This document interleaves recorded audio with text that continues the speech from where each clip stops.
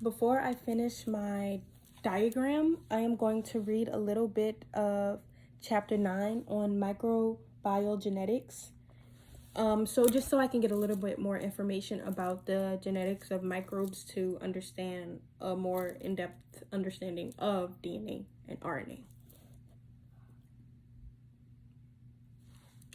So I'm going to give a little introduction to genetics and genes. Genetics is a study of inheritance or heredity that explores the transmission of biological properties from parents to offspring, and how these traits are expressed, and the structure and function of genetic material, and also how this material that is structured, it changes over time. There are different levels of genetic study. There's an organism level, a cellular level, a chromosome level, and a molecular level. A genome is the sum total of genetic material of an organism, and it mostly exists in the form of chromosomes. Some may appear in non-chromosomal forms, such as plasmids, which are tiny extra pieces of DNA, and circular DNA of some organelles, and mitochondria and chloroplasts, which is evidence of endosymbiotic origin. Genomics is the study of an organism's entire genome.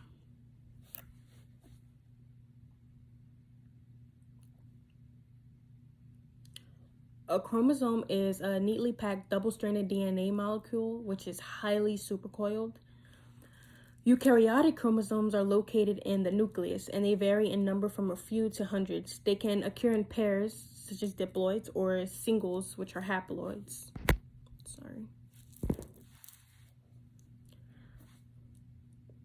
They also form in humans, and diploid is 23 from the mom and 23 from the dad. Bacterial chromosomes, usually single circular chromosomes, although some bacteria have multiple. And genes are basically basic informational packets, and classical genetics is a gene, which is a functional unit of heredity.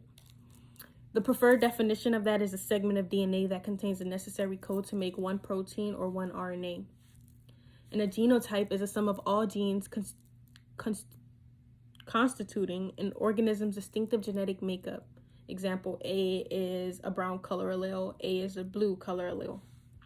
A phenotype is the expression of the genotype that creates certain structures, such as eye color, for example. And there's variation in genome size, like Escherichia coli is a single chromosome with 4,800 genes. 1 meter long. If unwound and stretchy linearly, it will not fit. And the human cell has 23,000 genes on 46 chromosomes and is 5 feet long if it is stretched. So now I'll talk about the structure of DNA, and the basic unit of DNA is a nucleotide.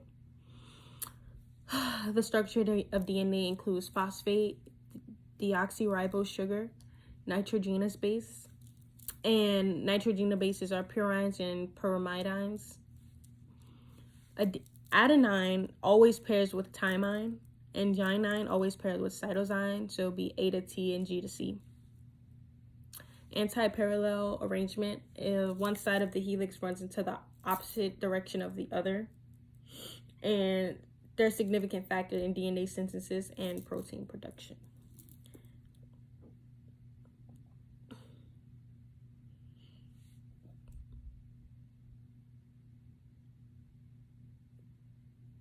As we know, DNA molecules must be topoisomerase and separated helicase first.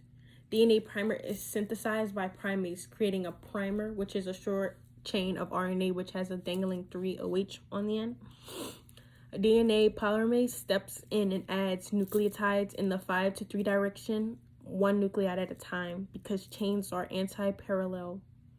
One daughter strand is continuous synthesis. Another daughter strand is fragmented synthesis. And this goes slower because it's struggling artist sister, which it lags behind formations of multiple RNA primers, which is required, and they're extended using DNA polymerase 3, forming multiple Okazaki fragments, which equals RNA plus DNA.